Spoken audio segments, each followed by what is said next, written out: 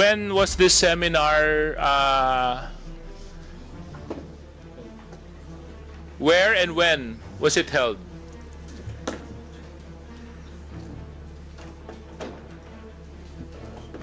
In China on May 23rd to June 5th, 2023.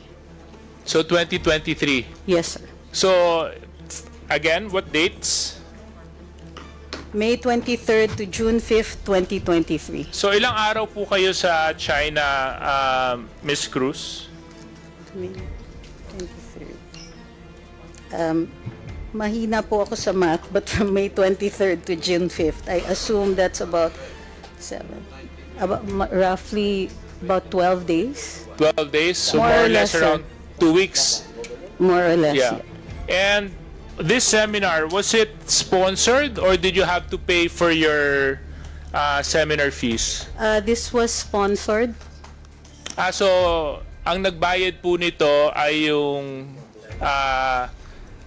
state of China, Yes, sir. China government. Ang nagbayad sa inyo, Yes, sir. sa travel ninyo, sa stay ninyo, at sa seminar. Okay. Paano po ba kayo naimbitahan para maging bahagi ng seminar? Through the Chinese embassy. Through the Chinese embassy. Pinili po kayo ng Chinese embassy. They conduct these regularly, I understand. There are others who are also invited from the mainstream media. Pero hindi po kami magkasabay that time. So, I understand that this is conducted regularly. I think yearly. I'm not sure though.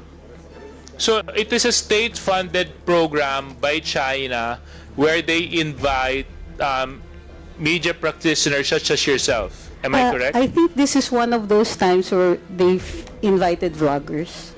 Okay, vloggers, yes. And can you more or less share with us what was the nature of the seminar? Oh, they introduced new techniques in social media, such as short-form social media, how to take them. A lot of them were technical, emerging issues, but they also gave a background on China. And I'm sorry, that's all that I can recall. Okay. So, more or less, kulang-kulang isang linggo po kayo doon, no? Maayos Dalawa naman po. po ang Kulang-kulang ng 2 linggo. Kulang-kulang na 2 linggo, sorry. Maayos naman po ang pagtrato sa inyo ng bansang China habang nandun kayo. Maganda yung hotel, maganda yung Hindi accommodations. po siya hotel. Oh, it was in the hotel. Hindi po hotel, dorm po. Dorm. Okay. So was this the first time that your group participated in such a seminar? I don't know about your group, sir. Oh, sorry. I mean the group that you were with. Ngayon ko lang po sila nakasabay. So you've been there before? Yes, sir. There is a cultural exchange agreement between China and the Philippines since 1970s. Okay. I was in Xi'an for an archaeological seminar, part of our cultural exchange agreement because I'm an archaeologist. So, si Mr. Mark Lopez, kayo po ay naging bahagi din ng seminar, tama? Oo. Naka-ilang bisita na po kayo o naka-ilang seminar na po kayo dito sa state-funded activity ng China? Sir, yan lang po yung na-attendan ko po. Again? Yan lang po ang na-attendan ko. Ito lang po yung nadaluhan ninyo? Okay. Yes, sir. Sir, pa-correct lang po. Yung punta ko sa Xi'an was a conference on cultural property. Would you think that the seminar that you attended affected your perspective or the work that you do? Ako po o si Mr. Mark Lopez? Kayo Myself? po, Miss Cruz.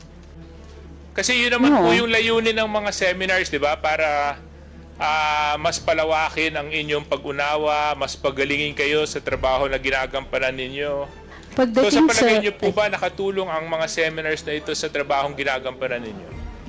abogado po ako at ang isang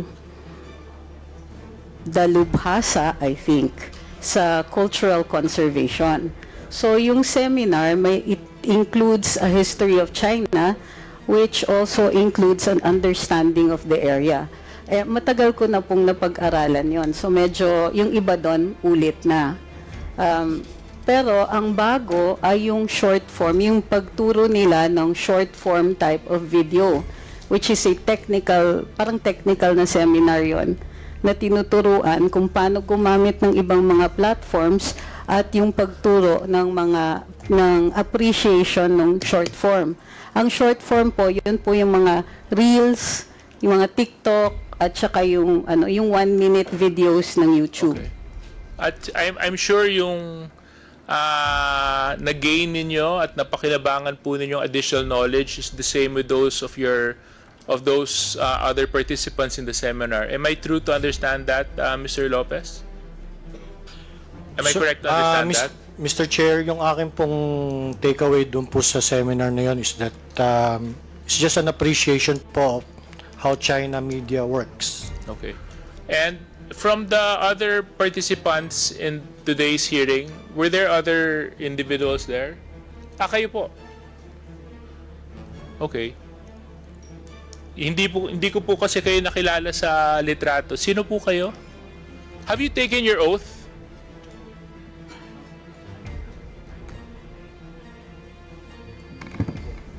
No, sir, because I was not part of the list that you called, and I did not get an invitation personally.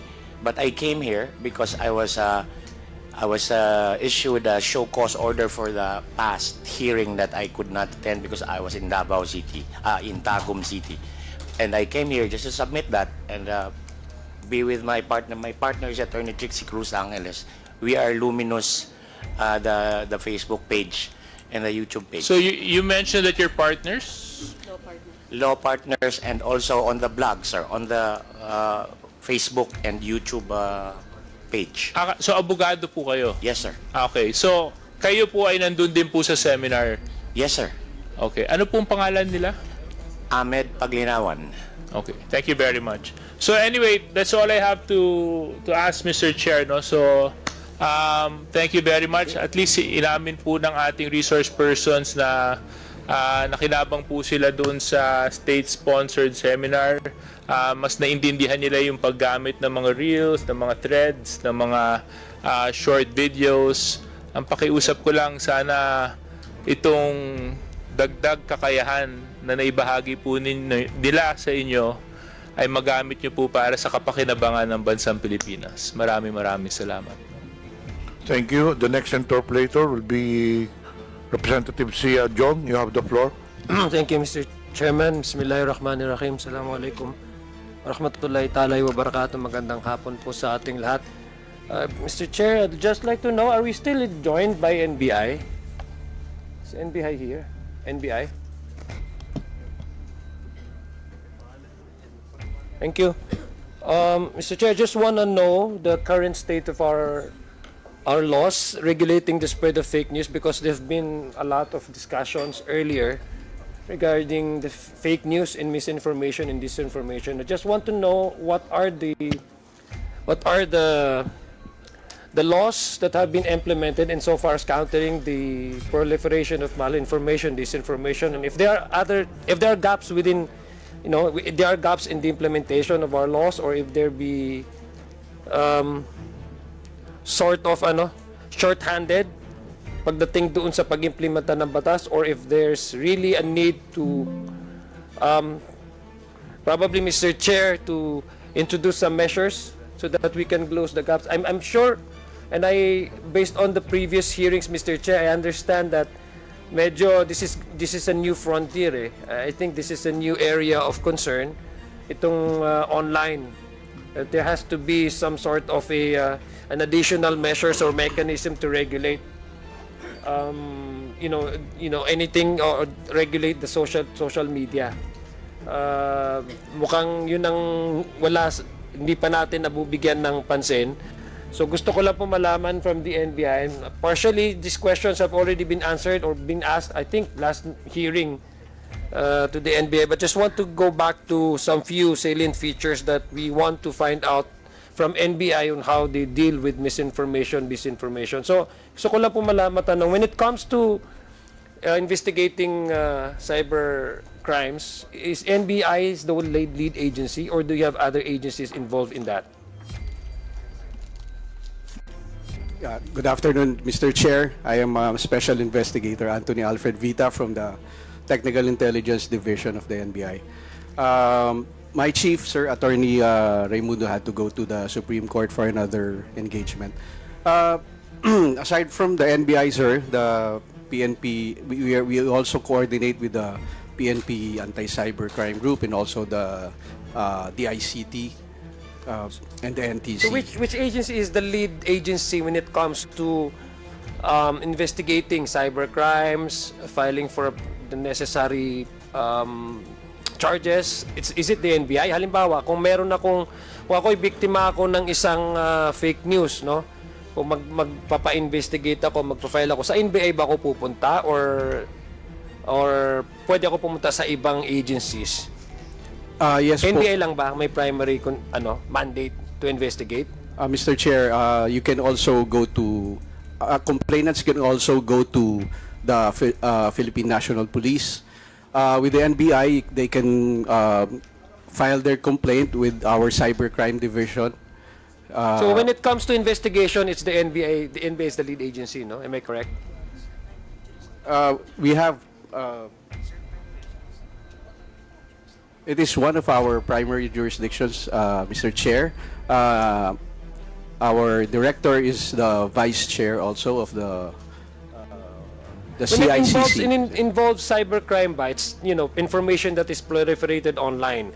I'm asking if is NBI the lead agency kasi para po klaro na hindi gusto ko lang po malaman walang overlapping of mandates dito ng may agency. That's why I'm asking you straight a question. Is the NBI the lead agency when it comes to investigating cyber crimes? We coordinate with the ACG, okay. Sir. Yes. Okay, sige. So, yung sabi kasi ni Director Husilos yung CICC, is it CICC still under the DICT or NBI? It's under the ICT. Under the DICT. So is it a DICT? Is this a council that you do regularly meet? Or do you also do some investigative work? Mr. Chair, or do you delegate the investigation to NBI? With regards po to CICC, nagkakandak po sila ng regular meeting. So you don't do investigative work. It's more of a council. You coordinate and you come up with policies, di ba? Yes po, sa part po ng CICC. Now, what we do po sa CICC ngayon is they accept yung mga complaint po nung I know, but yeah. So sino po talaga yung nag-investigate? That's why I'm asking first that basic question. Sinong nag-investigate among all these agencies involved in the issue of cybercrime? Who actually is the lead agency to investigate?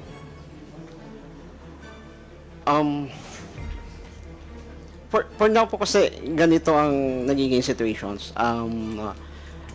CICC accept complaints about cybercrime. Then ang ginagawa po nila, they collect all the informations pertaining po doon sa complaint, and then ini-endorse po nila sa PNP ECG. Ano po? PNP Anti-Cybercrime Group po. Doon nila ini-endorse. At there are some cases naman po ini-endorse din doon sa NBI. Okay, sige. So ibig sabihin, agencies can be investigated, or a case can be investigated simultaneously by different agencies? Parang ganun po. There are cases po na dinidiretso na sa PNP or sa NBI. Okay. May cases naman po na dinadaan din sa CICC. Okay. Sige. Okay.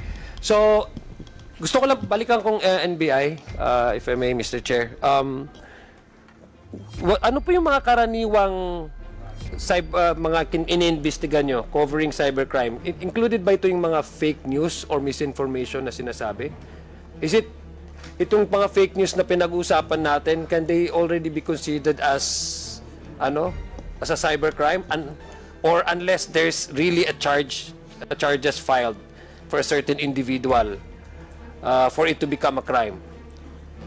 Mr. Chair, we are with the Technical Intelligence Division. Yeah. Sino? Yes, sir.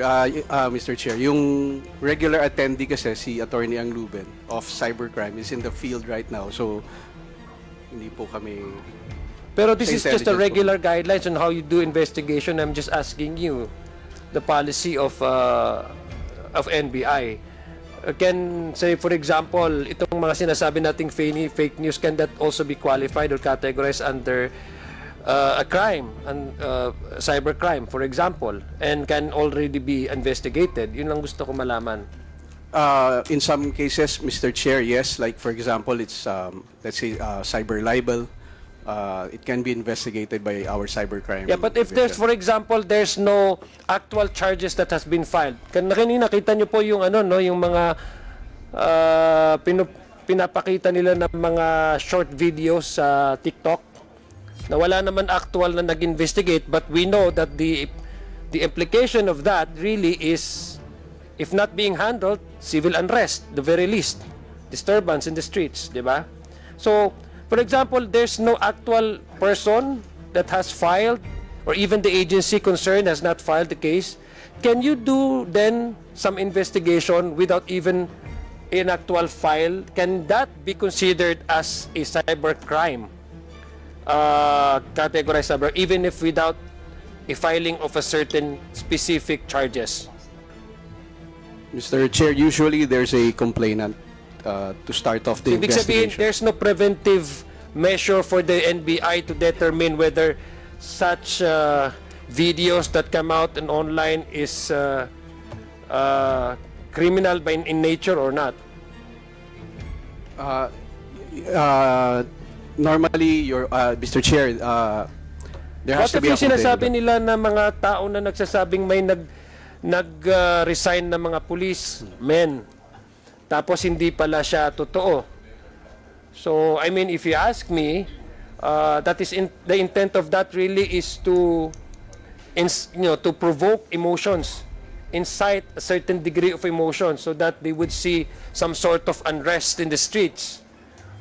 And it's not really inviting a healthy discussion based on facts and truth, but it's merely to really incite certain emotions, to galvanize a certain support group base. And of course, yun ang nagiging trend. So would that constitute for you under the NBI or the ICT? Have you discussed that there will be some sort of a definition for any agency to at least do proactive investigation so that things might not happen and repeat again? Let me ask you, the ICT.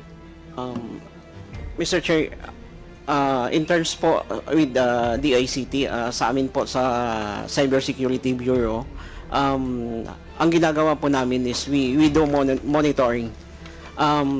Especially po pag may mga recent incident or it's a matter of national issues po.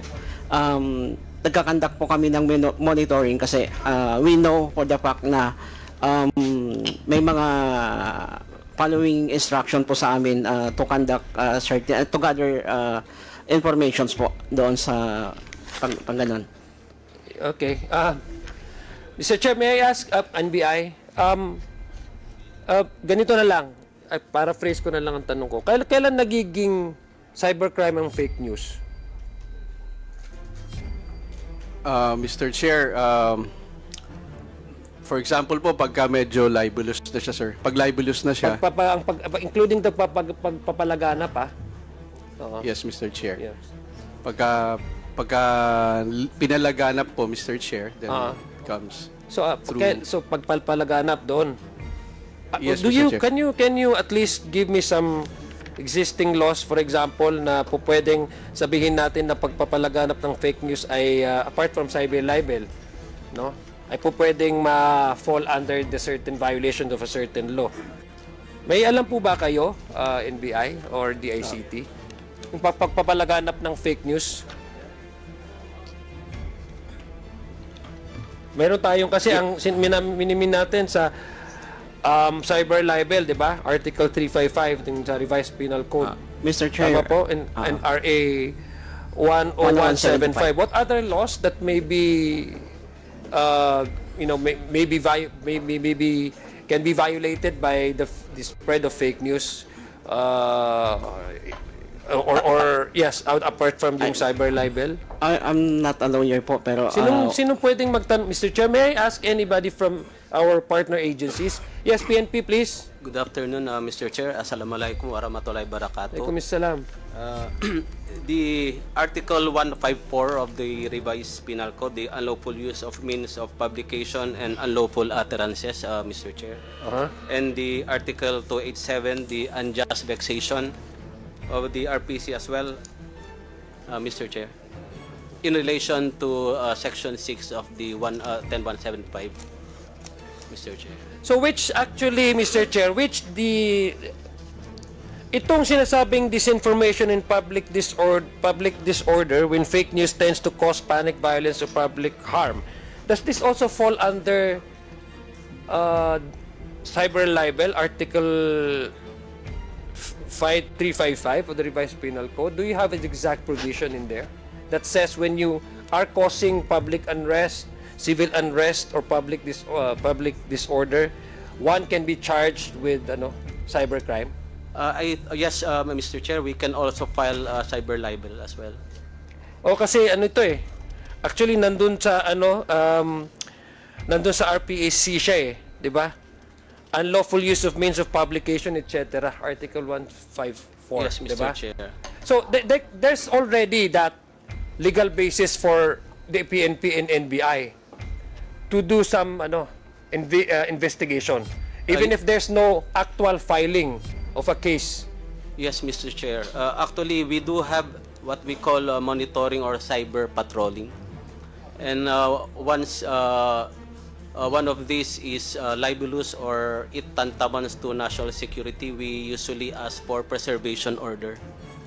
So, how many cases have you already filed in that nature? Yung mga fake news na or mga nagpapalaganap na causing disorder, na wala naman talagang legal basis or verified na information na halimbawa, merong 154 na mga policemen na nag-resign because of their disgust over the arrest of the former president, and that's why there's a quite number of policemen who are willing to, to throw away their badges sa sign of protest. Hindi pala totoo. But that, in a way, really caused some civil unrest to some extent. But under this law, you can already file cases for them, against them. Yes, Mr. Chair, but we usually nagdi-depend kami sa if there is a complainant. But in the event that there is an absence of the complainant, we usually. But can the agency, the PNP, for example, be the complainant in this case? Can you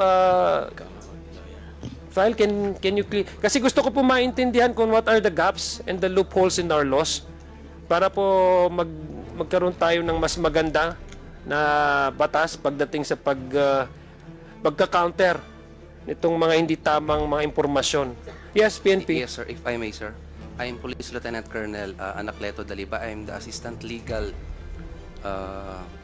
of the Legal Affairs Division of the PNP Cybercrime Group. Mr. Chair, to answer the question, sir, I would like first to establish that there are basically two cybercrimes under Republic Act 10175. Okay. The first one is what we call the cybercrime per se, or under Section 4. These are the, let's say, core cybercrimes. But we also have Section 6 of Republic Act 10175. These are basically crimes committed in violation of the Revised Penal Code or other special laws in relation to Section 6. Ito yung, sir, these are the crimes wherein the perpetrators use IT equipment. Let's say you use a cell phone, you use a computer in perpetrating a crime. Let's say, for example, stapa. Or in this case, sir, libel under Article 355 of the Revised Penal Code in relation to Section 6, sir. Iba pa po yan dun sa cyber libel na tinatawag naman natin under Section 4 of the RA 10175. Now, pertaining to fake news, for example, we have Article 154 of the Revised Penal Code, which is what we call unlawful utterances or unlawful news. Ito, sir, yung spread unlawful or fake news technically. But this is perpetrated as a violation of Article 154 of the Revised Penal Code in relation to Section 6 of the Anti-Cybercrime Act. The process of investigation, sir, is that there is a need for a complainant to go to file a formal complaint for investigation before us, so that we could docket that for investigation. And then we will be applying for what we call a warrant to disclose computer data. This warrant is akin to an ordinary warrant. Well, we go to court, we ask the court to issue a warrant, and then the court now will issue a warrant authorizing the PNP-ACG or the NBI, as the case may be, to order a service provider to give information regarding... Yeah, well, Mr. Chair, sorry to cut the story short po. So, ibig sabihin, essentially, meron po kayong kapangyarihan to file charges? Yes, sir, but that is initiated through a complainant, officially docketed for investigation. Okay, so if there's no actual complainant, the PNP cannot do anything about that? Unfortunately, sir,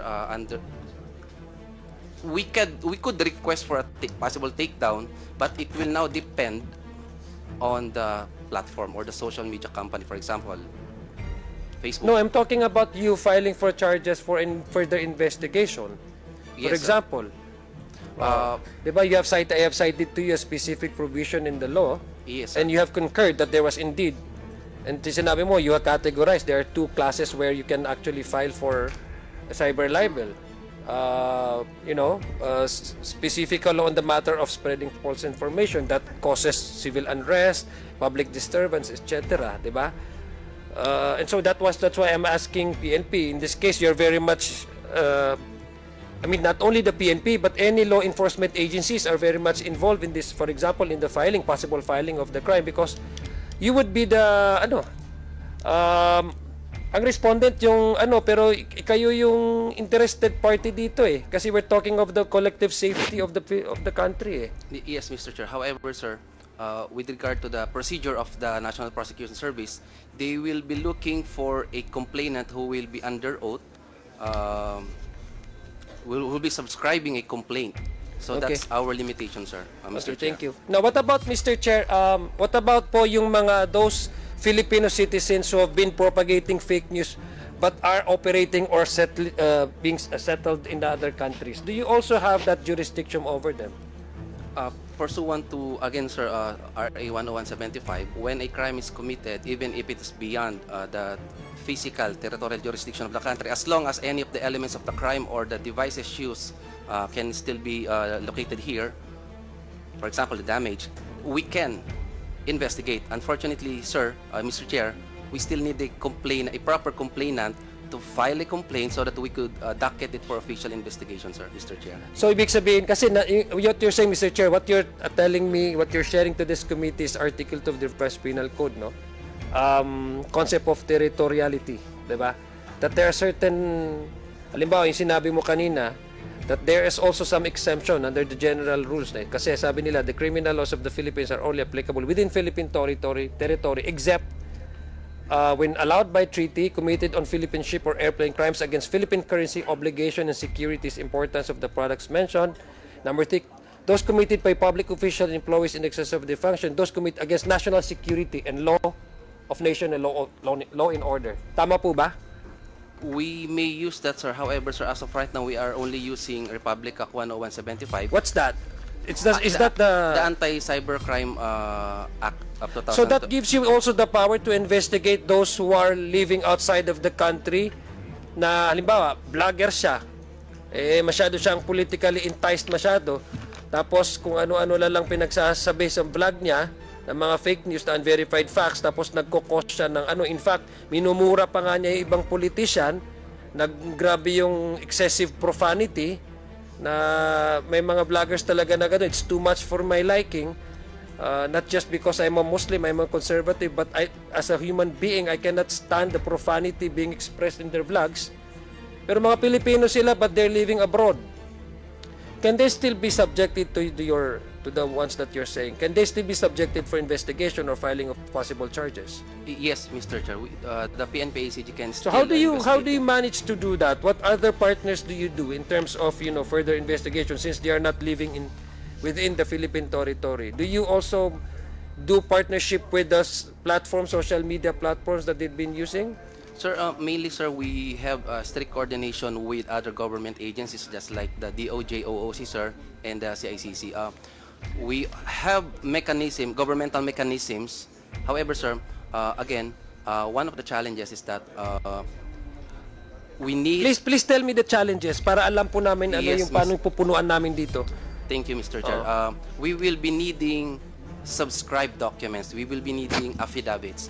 And of course, an affidavit should be subscribed before an authorized person in the country, or if accepted in, let's say, Philippine Embassy. That's another, in a Philippine embassy located outside the country. If, of course, again, sir, in coordination with the DOJ. So Kaya nga, what other agencies do you coordinate? Do you do this PNP alone, or is it the NBI? Who's the proper agency tama yung tanong ko po kanina. Sino pong mag-iimbestiga doon? PNP, or do you do joint efforts? Mr. Chair, under the law, it's the NBI or the PNP Anti-Cybercrime Group who can conduct investigations, Mr. Chair. So which one is actually the lead agency? Saan ako pupunta? Halimbawa, no sa mga ordinary na tao? Either way, either of the Yes, agencies? Mr. Chair. Okay. Now, are you aware also, Mr. Chair, aware po ba kayo din that in other countries, when they do also investigation in terms of this, information digitally transmitted to, online, meron silang tinatawag na let me check ha. Meron parang fingerprinting din Meron din silang digital fingerprinting Kasi I want to know the technology that we have right now in trying to find out kung paano natin mag-conduct ng investigation. Ano yung mga plataforma tinitingnan natin? Do you also request for the local internet service providers, social media platforms, apart from that, yung mga online transactions? How do you do investigation when it comes to cyber libel or the spread of fake news? Ano po yung mga ginagamit ninyong tools para po to further the investigation? Because we want to know exactly how can we cop up our technology and our effort, our law enforcement agency to really use the digital world in order to respond well to the cases or cases of fake news, proliferation of fake news. So, ano pang ginagamit natin dito sa NBI? NBI, let me ask NBI this time. Mr. Chair. Are you not competent to answer these questions? Usually it's our cybercrime, Mr. Chair. Where is he? He's in the field, Mr. Chair. May operation po sila. PNP. Kasi sabi mo, ORE. Or PNP.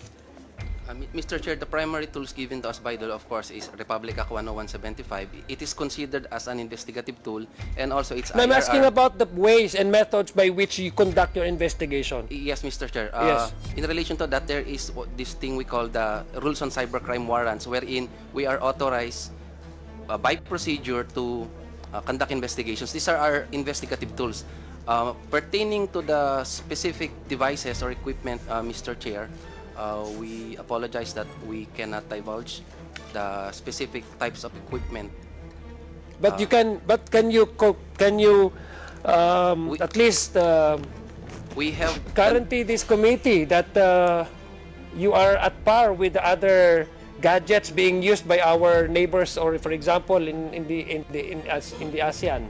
Halimbawa, just to counter the spread of hindi lang actually fake news dito, Mr. Chair, kasi dito sa national security concern din natin, di ba? They've been also using online in the digital world. In fact, there's a thing called the third generation warfare, and we experienced that during the 2017 in Marawi, where they actually recruited foreign fighters to come here, and then they transmit that the what do you call this, the transmission of funds for their operation. Gumagamit na rin sila ng technology. That's why I'm asking you, not only fake news, but how can we, for example, correlate this with the issue of WPS? Now, it's really disheartening to hear one citizen here in this room saying that, since mag-water cannon, so patas lang, so di dapat tayo maging neutral, kumbaga. But can you help me out, at least understand and guarantee to this committee that you are capable of really running after these fake news peddlers and these people who are really worthy of being charged of cyber crimes? That they are not only destroying the reputation of an individual, but they are causing civil unrest. And even to a point of citing sedition and calling the people to turn away from their governments. Yes, Mr. With the indulgence, Mr. Chair, of our Deputy Director, we can say that the PNP-ACG is capable and we have the necessary equipment to conduct the appropriate investigations, Mr. Chair. Okay, let me go to, since may medyo technical kasi yung mga tanong ko, Mr. Chair, let me go to how do you, I don't know if pwede NPI or PNP. Pwede nyo ba i-detalye sa amin kung paano yung proseso? How do you actually manage to identify fake accounts? Yung mga sinasabing troll farms, di ba, usong-uso niya ngayon eh. Ang dami ng mga troll farms ngayon eh. Mga troll farm networks dito sa Pilipinas. These are not organic users. These are paid by, in fact, si Major General Torre, nabiktima din ng fake news eh. Tapos pinuntahan niya actually yung inaresto nila, tapos troll farm pala. Kasi they're spreading malicious information about a certain individual. How do you counter this? I mean, this is a problem, ha? Ito mga troll farms, ito yung mga fake accounts. Sir, PNP? Mr. Chair, sir, with your indulgence, pwede ba, sir, bigyan na lang namin sa inyo, sir? Why, you are not, can you not, is that classified information, Mr. Chair? Yes. Mr. Chair, I agree with our colleagues in the PNP because it might reveal the gaps in our. Are you sure, or you do not have anything to share to this committee? Oh, we have, sir. You have? Are you in the form of a what? A report? Mr. Chair, I have with me documents here, which we can give to the committee, Mr. Chair. So including doon, ay connect ko lang doon sa tanong ko kanina na may mga abroad, Filipinos abroad. Do you also do some IP analysis and yung mga VPN analysis, yung geolocational tags, etc., yes, specification determination analysis? Yes, do you also do have that technology? Yes, Mr. Chair. Okay, so you cannot just divulge it out in the open. Yes, Mr. Chair. Is that what you're telling this committee? That's correct, Mr. Chair. Okay. Salamat kayo kasi nagpa-fasting ako. Ayaw kong magtanong. Gutom na rin ako eh. Mr. Chair, I have a few questions I'd like to ask pero they're not competent daw eh kasi wala daw yung mga na-director nila sa But I hope, Mr. Chair, by next time, do we have a follow-up hearing, Mr. Chair? Yes, I will announce the date of the next hearing. I hope NBI and the PNP can send us their their personnel or their staff who are competent to answer technical issues. Kasi hindi lang natin pinag-uusapan yung abstract ng usapan nito na when to file, bakit kailangan mag-file. We're also looking at your capacity to run after these criminals and how we can help you capacitate your agency so that we won't have any person saying na pumunta kayo doon kasi nagkagulo doon at ganito ganyan tapos magmumura sila sa gagamitin ng platform para magmumura para silang mga walang nanay at mga walang sister at walang mga daughters. Sumusobra minsan Mr. Chair yung kanilang mga bunganga. Thank you, Mr. Chair, and thank you NBI PNP. Thank you, Representative Sia Adjong. The next interpolator will be Representative Ernesto Junicio. You now have the floor. Thank you, Mr. Chair. If the COMSEC could show the photo shown earlier regarding the Palawan issue. Mr. Chair, requesting the COMSEC again to show the photo, the fake news that being shown that the Palawan is owned by China issue, sir.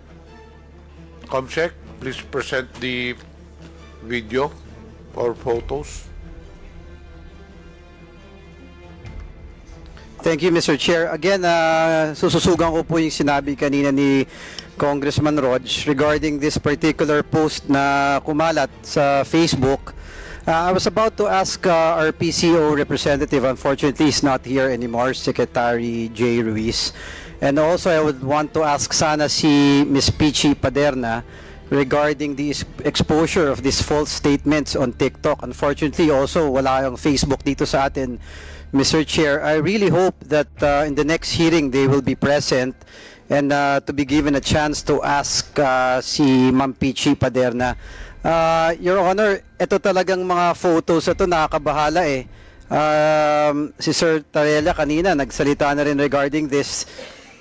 This directly undermines the very sovereignty of our country, Mr. Chair, distorts perception both locally and internationally. At this juncture, Mr. Chair, since wala na po yung tatanungan natin from PCSO and from TikTok, siguro I'd like to take the opportunity to ask some of our vloggers, since kayo naman po ang ating mga bisita. Siguro if I may start, Mr. Chair, baka pwede nating tanungin each vloggers, ano pong opinion nyo dito sa lumabas na statement na to, yung kiniklaim ng China that Palawan is not part of our country, but rather part of China. Kung maaari ko pong marinig yung opinion lang ng each vloggers, if I may, anyone can answer at this point. Mr. Chair, I am not familiar with this issue that is presented in the screen about that story saying that Palawan is being claimed by China.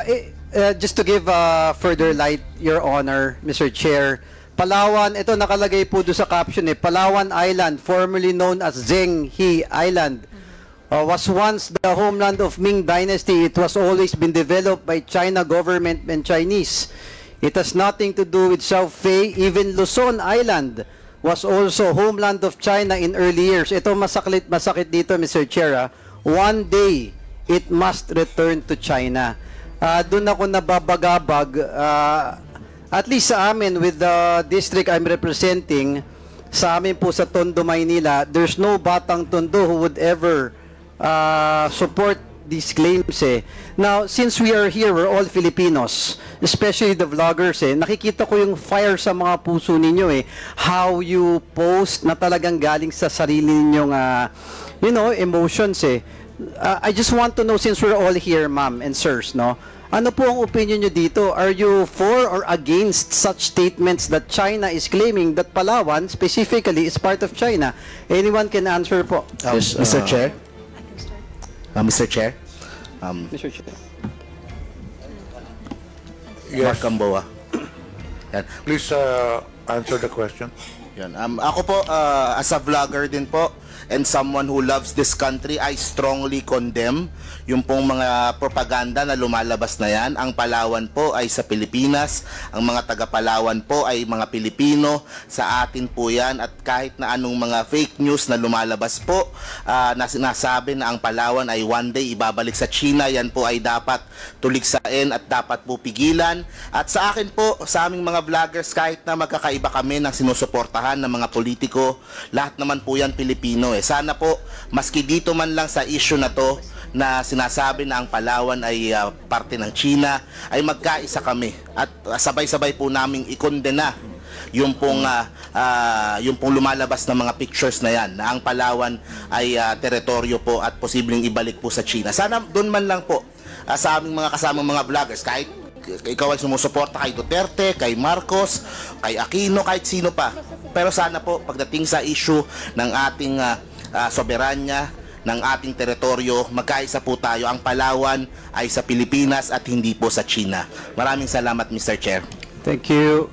Yes, Mr. Chair. I'm Dr. Richard Mata. Actually, isa sa advocacy ko po yung i-detect yung mga fake news.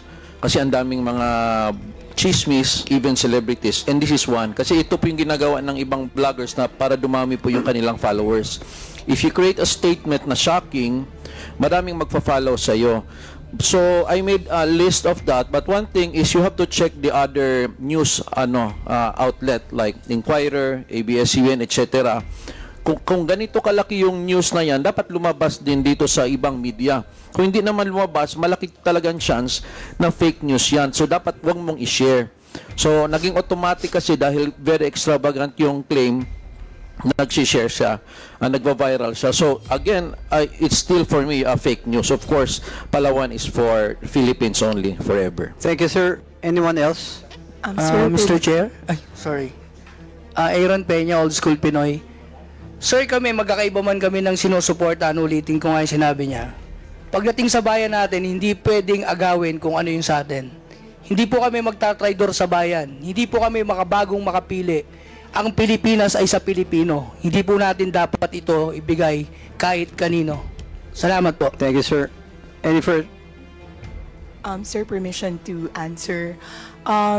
Aside from the obvious, which everyone is, supports the Philippines, sir, kasi bata pa lang ang social media sa Philippines. So I believe that you really want to learn about how social media works. So I think, sir, we should also realize that there is what you call among different camps social media warfare. And one type of social media warfare is you sabotage the other camp by pretending to be that camp. For example, I am pro-BBM.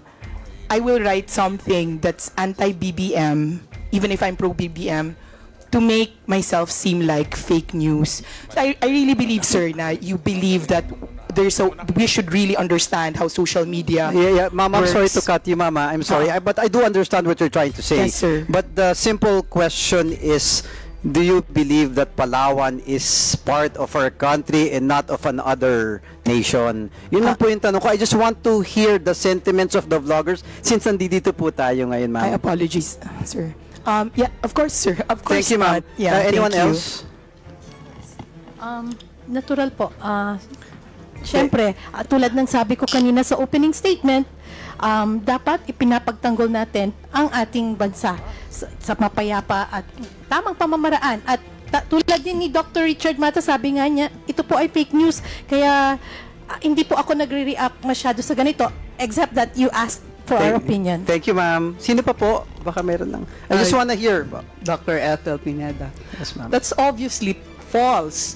Anyone who went through school and who attended history classes would right away know that that is preposterous. Thank you, ma'am. Sir. Sir, Palawan is definitely within Philippine territory as defined. So, mali po yung news na yan. And it doesn't even come from a reliable source. So, I definitely po na masasabi na fake news po yan. Thank you, sir. Sino pa? Meron pa po? I just want to clear out, lahat po tayo dito ay pro-Filipino. It's just that magkakaiba tayo ng values, magkakaiba tayo ng approach. While others want aggressive approach, ako po ang gusto ko, friend to all, enemy to none, because I saw the result from the previous administration. So lahat tayo gusto natin ng magandang Pilipinas kasi hindi ako titira dito kung ayoko ng Pilipinas. Pangalawa, I won't say na fake news yan or anything sa ngayon because this is how I process information. Again, sir, is Palawan part of Philippines or not? Of course, it's already accepted internationally. Nasa inyo lang, sir. Yes po. Okay, sir, thank you. Other vloggers po. It's a fact that it is anyone a part else, of sir? the Philippines. Anyone? Gusto ko lang mabilis lang. I want to drive at a point. I just want to hear your opinion, ma'am, sir, with all due respect. Yes, sir? Sir, I am not under oath. I will swear to you now. Okay, I am a lawyer. I took an oath to defend the Constitution, and this is part of the Constitution, so I never give that any attention at all. So, sir, you agree? Yes, sir. Okay, thank you. Okay na po tayo. Now, the point that I just want to drive at, the passion, yung mga efforts ng mga vloggers natin, siguro we should channel it to something very important dun sa sovereignty ng ating bansa. Siguro if we hear some news like this, na may nakita tayo, like sabi ni Sir Mark Gambo, na isang vlogger din, I think we should do something about this. You have followings eh. Marami pong naniniwala sa inyo. I think I mean, it's unsolicited advice. Baka it's good that we could write something about this para po sa ating bansa. Well, that's my opinion. And again, Mr. Chair, I would want to know sana with Facebook and TikTok, gaya ng sinabi ni Ma'am Pichi Paderna kanina, na meron silang automatic na hindi pa nire-report 99% out of the 4 million plus posts that has been taken down. Nati-take down nila. I want to know kung yung mga ganitong klaseng posts kasama ba sa mga pinagbabawal ng platform nila. Again, Mr. Chair, and sa ating mga vloggers, thank you for being here and thank you for supporting our country. Like what President Bongbong said, na not a single inch of our country will be given. We will fight for our country. At ako naniniwala, at least for sa mga batang Tondo na nire-represent ko, walang kahit isang batang Tondo na magkakalulo sa bansa natin. And I thank you. Let's all join together and let's fight for our country. Gaya nila Sir Tariela. Again, thank you, Mr. Chair, for the time.